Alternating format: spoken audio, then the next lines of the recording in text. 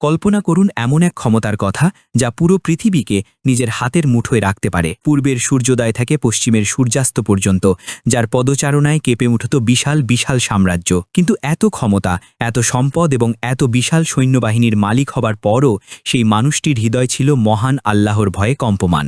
তিনি কোনো সাধারণ রাজা ছিলেন না, তিনি ছিলেন এক মুমিন সম্রাট। তিনি যখন পৃথিবীর এক প্রান্ত থেকে আরেক প্রান্তে ছুটে বেড়াতেন, তখন তার উদ্দেশ্য রাজ্য দখল ছিল না, বরং তার উদ্দেশ্য ছিল জমিনে আল্লাহর ন্যায় বিচার প্রতিষ্ঠা করা। আজ আমরা আপনাদের সামনে তুলে ধরব পবিত্র কুরআনের সূরা আল কাহাফে বর্ণিত সেই বিস্ময়কর এবং অলৌকিক ক্ষমতার অধিকারী বাদশাহ জুলকারনাইনের অবিশ্বাস্য এক সফরের কাহিনী।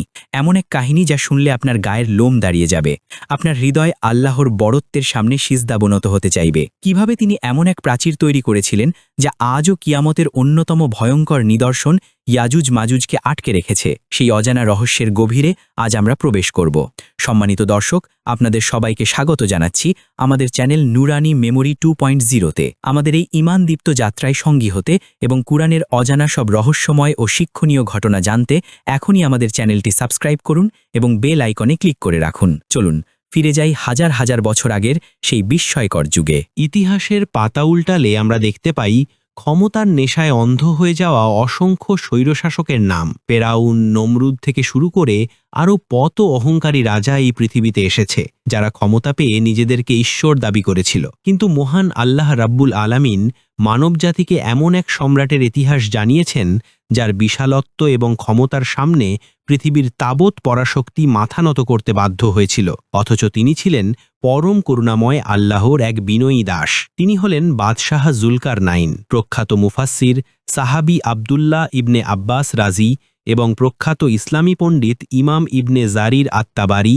তাদের তাফসিরে এই মহান সম্রাটের ঈমান এবং তাকওয়ার কথা অত্যন্ত আবেগপূর্ণ ভাষায় বর্ণনা করেছেন। জুলকারনাইন নামের অর্থ হল দুই শিং বিশিষ্ট বা দুই যুগের অধিকারী। অনেক ঐতিহাসিক মনে করেন তিনি পৃথিবীর পূর্ব এবং পশ্চিম উভয় প্রান্ত জয় করেছিলেন বলেই তাকে এই উপাধি দেওয়া হয়েছিল। আল্লাহ তাআলা সূরা আল কাহাফে স্পষ্টভাবে ঘোষণা করেছেন, আমি তাকে পৃথিবীতে প্রতিষ্ঠিত করেছিলাম এবং প্রত্যেক বিষয়ের উপায় ও উপকরণ দান করেছিলাম। সূরা আল কাহাফের ৮৪ নম্বর আয়াত। এই একটি আয়াতের মাঝেই লুকিয়ে আছে জুলকারনাইনের বিশাল ক্ষমতার রহস্য। আল্লাহ তাকে এমন জ্ঞান, এমন প্রজ্ঞা, এমন সেনাবাহিনী এবং এমন প্রযুক্তি দান করেছিলেন যা সে যুগে অন্য কারো কাছে ছিল না। তার কাছে ছিল পৃথিবীর সবচেয়ে উন্নত যোগাযোগ ব্যবস্থা, দুর্গম পথ পাড়ি দেওয়ার জন্য নিখুঁত মানচিত্রের জ্ঞান এবং যে কোনো পরিস্থিতি মোকাবিলার জন্য রাষ্ট্রীয় ব্যবস্থাপনা। কিন্তু এত কিছুর পরও জুলকারনাইনের রাতের ঘুম হারাম হয়ে যেত আল্লাহর ভয়ে। তিনি যখন তার বিশাল রাজপ্রাসাদে বসতেন,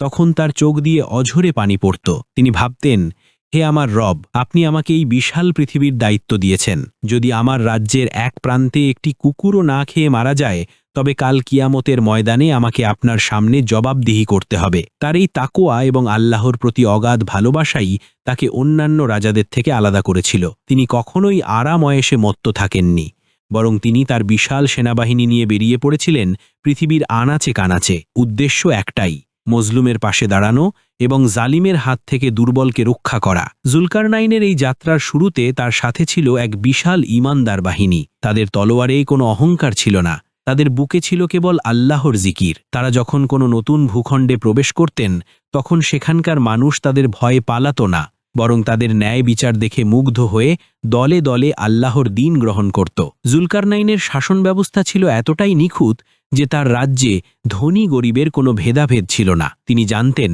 এই পৃথিবী এবং এর সমস্ত ক্ষমতা ক্ষণস্থায়ী, চিরস্থায়ী হল কেবল পরকাল এবং মহান আল্লাহর সন্তুষ্টি। তাই তিনি তার সমস্ত ধন সম্পদ এবং ক্ষমতাকে কাজে লাগিয়েছিলেন কেবল পরকালীন জীবনের পাথেয় জোগাড় করার জন্য। তার এই পবিত্র উদ্দেশ্য এবং অবিচল ঈমানই তাকে পৃথিবীর বুকে এক অনন্য দৃষ্টান্ত হিসেবে প্রতিষ্ঠিত করেছে, যা কিয়ামত পর্যন্ত অনাগত প্রতিটি মানুষের জন্য এক বিশাল শিক্ষণীয় অধ্যায় হয়ে থাকবে।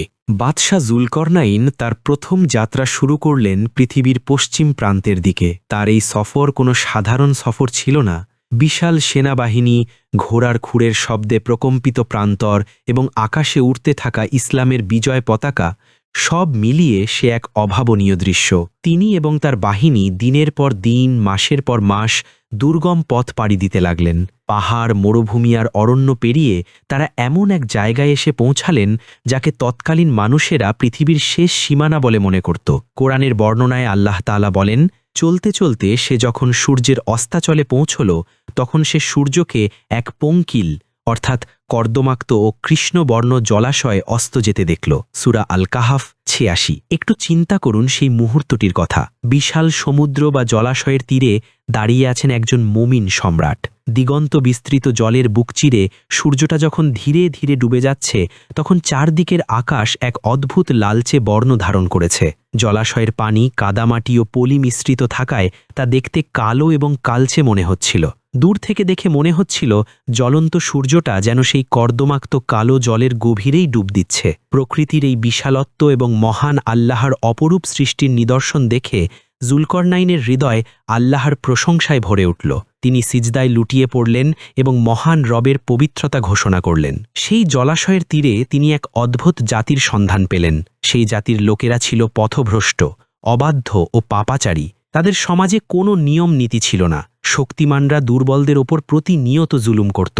আল্লাহ তাআলা জুলকরনাইনকে পরীক্ষা করার জন্য তাকে ইখতিয়ার বা ক্ষমতা দিলেন। আল্লাহ ইলহামের মাধ্যমে বা তার নবীদের আলাইহিসসালামের মাধ্যমে তাকে জানালেন, হে জুলকরনাইন, তুমি চাইলে তাদেরকে শাস্তি দিতে পারো অথবা তাদের সাথে সদয় আচরণ করতে পারো। এটি ছিল ক্ষমতার এক বিশাল পরীক্ষা। হাতে যখন চরম ক্ষমতা থাকে তখন মানুষ সহজেই স্বৈরাচারী হয়ে ওঠে। কিন্তু জুলকরনাইন ছিলেন আল্লাহর একনিষ্ঠ বান্দা। তিনি রাগের বশবর্তী হয়ে পাইকারি হারে সবাইকে হত্যা করলেন না, বরং তিনি এক অভাবনীয় ন্যায় বিচারের দৃষ্টান্ত স্থাপন করলেন। তিনি গভীর আবেগ এবং দৃঢ়তার সাথে ঘোষণা করলেন, যে ব্যক্তি জুলুম করবে, সীমা লঙ্ঘন করবে, আমি তাকে পৃথিবীতে কঠিন শাস্তি প্রদান করব। এরপর যখন সে তার রবের কাছে ফিরে যাবে তখন তার রব তাকে আরও ভয়াবহ ও অকল্পনীয় শাস্তি দেবেন। কিন্তু যে ব্যক্তি ঈমান আনবে, নিজের স্রষ্টাকে চিনবে এবং সৎকর্ম করবে, তার জন্য রয়েছে উত্তম পুরস্কার, আর আমি তাকে আমার পক্ষ থেকে সহজ কাজের নির্দেশ দেব। জুলকরনাইনের এই কথাগুলো কেবল সেই জাতির জন্যই নয়, বরং সমস্ত শাসকদের জন্য এক মহা সংবিধান। তিনি বুঝিয়ে দিলেন, শাসকের তলোয়ার কেবল জালিমের ঘাড়ের জন্যই উত্তোলিত হওয়া উচিত, মজলুমের জন্য নয়। তার এই ন্যায় বিচার দেখে সেই জাতির অনেক মানুষ কেঁদে ফেলল। তারা তাদের ভুল বুঝতে পারল এবং এক আল্লাহর প্রতি ঈমান আনল। জুলকরনাইন সেখানে কিছুদিন অবস্থান করে তাদেরকে আল্লাহর পরিচয় শেখালেন, তাদের মাঝে শান্তি ও শৃঙ্খলা প্রতিষ্ঠা করলেন। এরপর তিনি তার বিশাল বাহিনী নিয়ে আবারও পথে নামলেন, নতুন কোনো গন্তব্যের সন্ধানে, নতুন কোনো মজলুমের ডাকে সাড়া দেওয়ার জন্য। পশ্চিমের সীমানায় ন্যায়বিচার প্রতিষ্ঠার পর বাদশাহ জুলকরনাইন এবার তার গন্তব্য ঠিক করলেন পৃথিবীর পূর্ব প্রান্তের দিকে, যেখান থেকে প্রতিদিন সূর্য উদিত হয়। এই যাত্রাপথ ছিল আগের চেয়েও অনেক বেশি কঠিন এবং কষ্টসাধ্য। মাইলের পর মাইল বিরান মরুভূমি, যেখানে পানির কোনো অস্তিত্ব নেই। সূর্যের প্রখর খরতাপ তাদের চামড়া পুড়িয়ে দিচ্ছিল, কিন্তু জুলকরনাইন এবং তার মুমিন বাহিনীর পদযাত্রা থেমে থাকেনি। তাদের বুকে ছিল আল্লাহর সন্তুষ্টি অর্জনের এক অদম্য তৃষ্ণা, যা তাদের সমস্ত শারীরিক কষ্টকে ভুলিয়ে দিয়েছিল। অবশেষে দীর্ঘ এক ক্লান্তিকর সফর শেষে তারা পূর্বের এমন এক প্রান্তে এসে পৌঁছালেন যার দৃশ্য দেখে স্বয়ং জুলকরনাইন এবং তার বাহিনীর চোখ অশ্রুসিক্ত হয়ে উঠল। সেখানে তারা এমন এক জাতির সন্ধান পেলেন যাদের জীবনযাত্রা ছিল চরম মানবেতর এবং করুণ। আল্লাহ তাআলা সূরা আল কাহফের ৯০ নম্বর আয়াতে তাদের অবস্থা বর্ণনা করে বলেন, অবশেষে যখন সে সূর্যোদয়ের স্থানে পৌঁছল তখন সে তা এমন এক সম্প্রদায়ের ওপর উদিত হতে দেখল যাদের জন্য সূর্যের তাপ থেকে আত্মরক্ষার কোনো আবরণ আমি সৃষ্টি করিনি। কল্পনা করুন সেই অসহায় মানুষগুলোর কথা। তাদের কোনো ঘর বাড়ি ছিল না, কোনো গাছপালা ছিল না, এমনকি তাদের শরীরে পরার মতো কোনো পর্যাপ্ত পোশাকও ছিল না। প্রতিদিন সকালে যখন সূর্য উঠত তখন সেই প্রখর রোদ যেন আগুনের গোলার মতো তাদের শরীরের ওপর আছড়ে পড়ত। রোদের হাত থেকে বাঁচার জন্য তারা গর্ত খুঁড়ে মাটির নিচে আশ্রয় নিত অথবা পানিতে ডুবে থাকত। সূর্য অস্ত গেলে তারা খাবারের সন্ধানে বের হতো। তাদের এই অসহায়ত্ব দেখে জুলকরনাইনের নরম হৃদয় ডুকরে কেঁদে উঠল। তিনি ভাবলেন, আহা, আমার রব আমাকে কত নিয়ামত দিয়েছেন, আরামদায়ক পোশাক দিয়েছেন, ছায়া দিয়েছেন, আর এই মানুষগুলো যুগের পর যুগ ধরে কি নিদারুণ কষ্টই না সহ্য করছে। জুলকারনাইন চাইলে তাদের পাশ কাটিয়ে চলে যেতে পারতেন। তারা তো তার কাছে কোনো সাহায্য চায়নি, তাদের তো কোনো সম্পদও ছিল না যা দিয়ে তারা রাজাকে খুশি করবে। কিন্তু একজন সত্যিকারের মুমিন কখনো অসহায়কে দেখে মুখ ফিরিয়ে নিতে পারে না। জুলকারনাইন তার সেনাবাহিনী নিয়ে সেই মানুষগুলোর আছে গেলেন। তিনি তাদের ভাষা বুঝতেন না, কিন্তু চোখের জলের কোনো ভাষা লাগে না। তিনি তাদের প্রতি পরম মমতা দেখালেন। ঐতিহাসিক এবং মুফাসসিরগণ বলেন, জুলকারনাইন সেখানে অবস্থান করে সেই অসহায় মানুষগুলোর জন্য বাসস্থান নির্মাণের ব্যবস্থা করেছিলেন। তিনি তাদেরকে শিখিয়েছিলেন কিভাবে পোশাক তৈরি করে সূর্যের প্রখর তাপ থেকে শরীরকে রক্ষা করতে হয়। তিনি তাদের মাঝে আল্লাহর একত্ববাদের দাওয়াত দিলেন। যে মানুষগুলো সারা জীবন কেবল প্রাকৃতিক দুর্যোগের সাথে লড়াই করে বেঁচেছিল, তারা যখন দেখল পৃথিবীর সবচেয়ে ক্ষমতাবান ব্যক্তিটি তাদের সাথে একজন সাধারণ মানুষের মতো মিশে গেছেন, তাদের কষ্ট লাঘবের জন্য নিজের হাতে কাজ করছেন, তখন তাদের হৃদয় গলে গেল। তারা বুঝতে পারল এই ব্যক্তি কোনো সাধারণ রাজা নন, তিনি মহান স্রষ্টার প্রেরিত এক রহমত। জুলকারনাইনের এই দয়া এবং মানবিকতা প্রমাণ করে যে প্রকৃত ক্ষমতা মানুষের ওপর আধিপত্য বিস্তারের জন্য নয়, বরং মানুষের সেবার জন্যই মহান আল্লাহ এই ক্ষমতা দান করেন। পূর্ব দিকের অসহায় মানুষগুলোর জীবনযাত্রার মান উন্নত করে এবং তাদের অন্তরে ঈমানের আলো জ্বালিয়ে বাদশাহ জুলকারনাইন এবার রওনা হলেন উত্তর দিকের এক রহস্যময় অঞ্চলের উদ্দেশ্যে। এই পথটি ছিল আগের দুটি পথের চেয়েও বেশি দুর্গম এবং ভয়ঙ্কর। উঁচু উঁচু পাহাড়, গভীর খাদ আর বরফে ঢাকা প্রান্তর পেরিয়ে তার বাহিনী এগিয়ে চলতে লাগল। আল্লাহ তাআলা তাকে যে বিশেষ জ্ঞান এবং উপকরণ দিয়েছিলেন, তার সাহায্যে তিনি এই কঠিন পথ পাড়ি দিলেন। চলতে চলতে তিনি এমন এক জায়গায় এসে পৌঁছালেন যা দুটি বিশাল পর্বতমালার মাঝে অবস্থিত ছিল। কুরআনের ভাষায় অবশেষে যখন সে দুই পর্বতের মধ্যবর্তী স্থানে পৌঁছল, তখন সে সেখানে এমন এক জাতি পেল যারা তার কথা একেবারেই বুঝতে পারছিল না। সূরা আল কাহাফ ৯৩ নম্বর আয়াত। এই জাতির মানুষগুলো ছিল সভ্য জগৎ থেকে সম্পূর্ণ বিচ্ছিন্ন। তাদের ভাষা ছিল অদ্ভুত এবং তাদের জীবনযাপন ছিল অত্যন্ত আদিম, কিন্তু তাদের চোখে মুখে ছিল এক গভীর আতঙ্কের ছাপ। মনে হচ্ছিল যেন তারা প্রতি মুহূর্তে কোনো এক মহাবিপদের ভয়ে তটস্থ হয়ে আছে। দোভাষীর মাধ্যমে অনেক কষ্টে জুলকারনাইন যখন তাদের ভাষা বুঝতে সক্ষম হলেন, তখন তারা এক ভয়াবহ ইতিহাস তুলে ধরল। তারা জানালো যে এই দুই পর্বতের ওপারে বসবাস করে ইয়াজুজ এবং মাজুজ নামের দুই ভয়ঙ্কর এবং অসভ্য জাতি। এরা দেখতে মানুষের মতোই, কিন্তু এদের স্বভাব বন্য পশুর চেয়েও হিংস্র। তারা যখন এই পাহাড়ের ফাঁক গলে এদিকে আসে, তখন তারা সব কিছু ধ্বংস করে দেয়। মানুষের ফসল নষ্ট করে, হত্যাযজ্ঞ চালায়, নারীদের সম্মানহানি করে এবং পুরো জনপদে ত্রাসের রাজত্ব কায়েম করে। ইয়াজুজ মাজুজের অত্যাচারে এই নিরীহ মানুষগুলোর জীবন দুর্বিষহ হয়ে উঠেছিল। তারা যখন দেখল বাদশাহ জুলকারনাইন একজন ক্ষমতাভর এবং দয়ালু ব্যক্তি, তখন তারা তার কাছে গিয়ে কান্নায় ভেঙে পড়ল। তারা আকুতি জানিয়ে বলল, হে জুলকারনাইন, ইয়াজুজ ও মাজুজ পৃথিবীতে চরম ফাসাদ বা বিপর্যয় সৃষ্টিকারী। আমরা কি আপনাকে কিছু কর বা সম্পদ প্রদান করব, এই শর্তে যে আপনি আমাদের এবং তাদের মাঝে একটি সুদৃঢ় প্রাচীর নির্মাণ করে দেবেন? একটু ভেবে দেখুন, একটি অসহায় জাতি তাদের জীবনের বিনিময়ে, তাদের সমস্ত সম্পদের বিনিময়ে একটুখানি নিরাপত্তা ভিক্ষা চাইছে। একজন সাধারণ রাজা হলে এই সুযোগে তাদের সমস্ত সম্পদ লুটে নিয়ে নিজের কোষাগার পূর্ণ করত। কিন্তু জুলকারনাইন কি জবাব দিয়েছিলেন? তার সেই ঐতিহাসিক জবাব আজও মুমিনদের হৃদয়ে শিহরণ জাগায়। তিনি অত্যন্ত বিনয়ের সাথে বললেন, আমার রব আমাকে যে ক্ষমতা এবং সম্পদ দিয়েছেন তাই আমার জন্য যথেষ্ট। তোমাদের সম্পদের কোনো প্রয়োজন আমার নেই। সূরা আল কাহাফ ৯৫ নম্বর আয়াত। কি অসাধারণ এক নির্লোভ চরিত্র! তিনি তাদের বোঝালেন যে আল্লাহর দেওয়া ক্ষমতার বিনিময়ে দুনিয়ার তুচ্ছ সম্পদ গ্রহণ করা একজন মুমিনের সাজে না। তিনি শুধু তাদের কাছে শারীরিক শ্রম এবং কিছু কাঁচামালের সাহায্য চাইলেন। জুলকারনাইনের এই কথা শুনে সেখানকার মানুষগুলো যেন নতুন জীবন ফিরে পেল। তারা বুঝতে পারল অবশেষে তাদের দীর্ঘদিনের কান্নার আওয়াজ মহান আল্লাহর আরশ পর্যন্ত পৌঁছেছে এবং আল্লাহ তাদের রক্ষার জন্য এই মহান সম্রাটকে পাঠিয়েছেন। শুরু হল ইতিহাসের এক অন্যতম অলৌকিক এবং বিশাল নির্মাণযজ্ঞের প্রস্তুতি। ইয়াজুজ এবং মাজুজের ভয়াবহ আক্রমণ থেকে নিরীহ মানুষগুলোকে বাঁচানোর জন্য বাদশাহ জুলকারনাইন এমন এক প্রাচীর নির্মাণের পরিকল্পনা করলেন যা মানব ইতিহাসের এক বিস্ময়কর ইঞ্জিনিয়ারিং মাস্টারপিস। তিনি কেবল পাথর বা মাটি দিয়ে দেয়াল তুললেন না, কারণ তিনি জানতেন ইয়াজুজ মাজুজের মতো হিংস্র জাতির সামনে সাধারণ কোনো দেয়াল টিকতে পারবে না। আল্লাহ তাআলা তাকে যে বিশেষ প্রযুক্তি ও প্রজ্ঞা দান করেছিলেন, তিনি তা এখানে কাজে লাগালেন।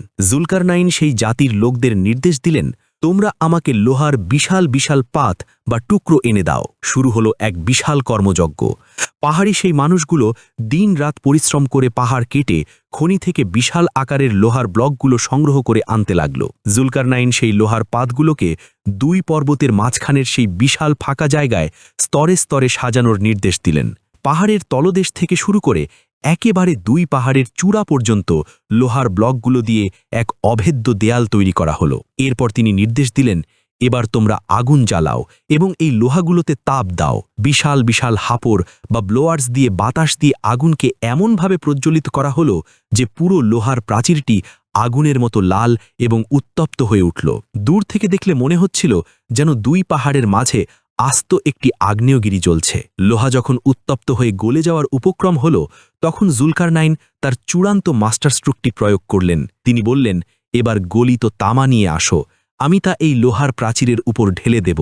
সূরা আল কাহাফ 196। উত্তপ্ত মহার উপর যখন গলিত তামা ঢেলে দেওয়া হলো, তখন তা লোহার ফাঁক ফোকর দিয়ে ভেতরে প্রবেশ করে এমন এক অবিচ্ছেদ্য এবং শক্তিশালী মিশ্রণ বা অ্যালয় তৈরি করল, যা ভাঙা বা ছিদ্র করা সে যুগের তো বটেই, আজকের আধুনিক প্রযুক্তির জন্য এক কঠিন চ্যালেঞ্জ। এই প্রাচীরটি ছিল এতটাই মসৃণ এবং উঁচু যে ইয়াজুজ মাজুজের মতো হিংস্র জাতির পক্ষে এর উপর দিয়ে বেয়ে ওঠা কোনোভাবেই সম্ভব ছিল না। আবার এটি এতটাই মজবুত এবং শক্ত ছিল যে নিচ থেকে গর্ত করে বা ভেঙে এর ভেতর দিয়ে আসাও তাদের পক্ষে অসম্ভব হয়ে গেল। কোরআনের বর্ণনায় আল্লাহ তাআলা বলেন, অতঃপর তারা তা অতিক্রম করতে পারল না এবং তা ভেদ করতেও সক্ষম হল না। সূরা আল কাহাফ 197। যখন এই বিশাল নির্মাণ কাজ শেষ হল, নিরীহ মানুষগুলোর চোখে ছিল স্বস্তির আনন্দাশ্রু। তারা জুলকারনাইনের পায়ে লুটিয়ে পড়ে কৃতজ্ঞতা জানাতে চাইল, কিন্তু জুলকারনাইন তাদের থামিয়ে দিলেন। এত বড় এক ঐতিহাসিক এবং অলৌকিক কাজ করার পর তার মনে বিন্দুমাত্র অহংকার এলো না। তিনি নিজের কৃতিত্ব দাবি করলেন না, বরং তিনি আকাশের দিকে তাকিয়ে গভীর আবেগে বলে উঠলেন, এ সবই আমার রবের বিশেষ রহমত। একজন মুমিনের সবচেয়ে বড় পরিচয় এখানেই। সে যত বড় সফলতাই অর্জন করুক না কেন, সে জানে এর পেছনে কেবল এবং কেবলই মহান আল্লাহর দয়া রয়েছে। জুলকারনাইনের এই ঈমানদীপ্ত উচ্চারণ আজও আমাদের স্মরণ করিয়ে দেয়, মানুষের সমস্ত ক্ষমতা এবং প্রযুক্তির উৎস একমাত্র আল্লাহ সুবহানাহু ওয়া তাআলা।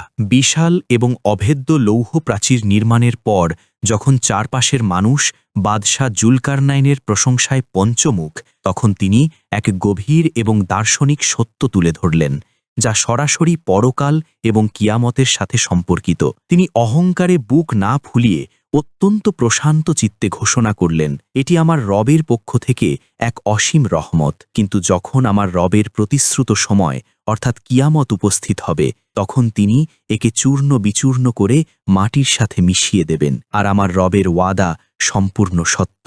সূরা আল কাহাফ আয়াত ৯৮। জুলকারনাইনের এই একটি বাক্যের ভেতর লুকিয়ে আছে ঈমানের সবচেয়ে গভীর দর্শন। তিনি বুঝিয়ে দিলেন, এই পৃথিবীতে আমরা যতই শক্তিশালী দেয়াল বানাই না কেন, যতই উন্নত প্রযুক্তির আশ্রয় নিই না কেন, সবকিছুই ধ্বংসশীল। এই তামার আর লোহার মজবুত প্রাচীর আজ ইয়াজুজ মাজুজকে আটকে রেখেছে ঠিকই, কিন্তু এটি চিরস্থায়ী নয়। যেদিন মহান আল্লাহ হুকুম করবেন, কিয়ামতের সেই ভয়ঙ্কর সময়ের ঠিক আগে এই অভেদ্য প্রাচীর বালুকণার মতো ভেঙে পড়বে।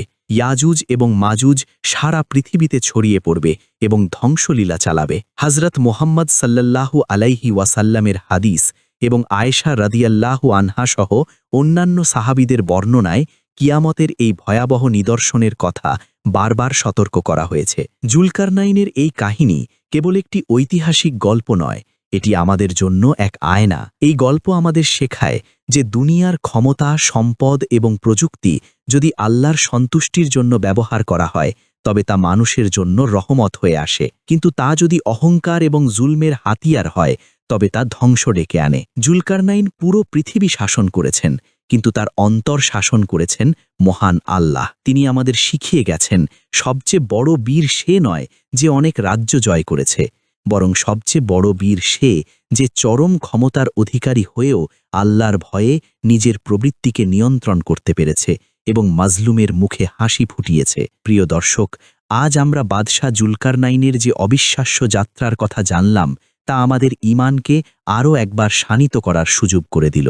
দুনিয়ার এই মোহময় চাকচিক্যের পেছনে না ছুটে আসুন আমরা আমাদের রবের সন্তুষ্টি খুঁজি। কে জানে, আমাদের জীবনের সূর্য হয়তো খুব দ্রুতই অস্তমিত হতে চলেছে। ভিডিওটি যদি আপনাদের হৃদয়কে এতটুকুও স্পর্শ করে থাকে, যদি আল্লাহর বড়ত্ব অনুভব করে আপনাদের চোখ ভিজে ওঠে, তবে অবশ্যই ভিডিওটি শেয়ার করে অন্যদেরও জানার সুযোগ করে দিন। এরকম আরও ঈমান-দীপ্ত, আবেগপূর্ণ এবং সত্য ঘটনাবহুল ভিডিও পেতে আমাদের নুরানি মেমোরি 2.0 চ্যানেলটি এখনই সাবস্ক্রাইব করুন। কমেন্ট বক্সে সুবহানাল্লাহ লিখে আপনার অনুভূতি প্রকাশ করতে ভুলবেন না। মহান আল্লাহ আমাদের সবাইকে জুলকারনাইনের মতো ন্যায়পরায়ণতা এবং ঈমানের উপর অবিচল থাকার তৌফিক দান করুন। আমিন। আগামী পর্বে দেখা হবে নতুন কোনো শিক্ষণীয় কাহিনী নিয়ে। সেই পর্যন্ত ভালো থাকুন, সুস্থ থাকুন এবং আল্লাহর পথে অবিচল থাকুন। আসসালাম।